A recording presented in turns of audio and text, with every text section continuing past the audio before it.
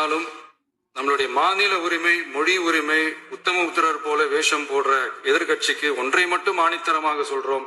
உங்களை மாதிரி தமிழ்னு சொல்லிக்கிட்டு, மொழி, பண்பாடு, கலாச்சாரம்னு சொல்லிக்கிட்டு ரெட்டை வேஷம் போடுறவங்க நாங்க கிடையாது.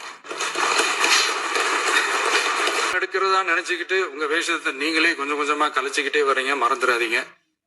அப்புறம் நேத்து எதிர்கட்சி தலைவர், மாண்புமிகு எதிர்கட்சி தலைவர் பேசும்போது நிறைய பேசினாங்க. அதுல ஒண்ணு மட்டும் அரசு சொல்றதா நினைச்சுக்கிட்டு நம்மள இன்டைரக்டா ஈவில் அப்படின்ற அந்த வார்த்தையை யூஸ் பண்ணாங்க.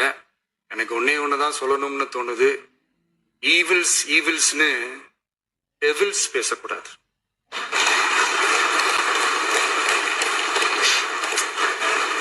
அவங்க இருந்திருந்தா ஒரு ஆக்ஷன் பண்ணணும்னு எனக்கு தோணுச்சு.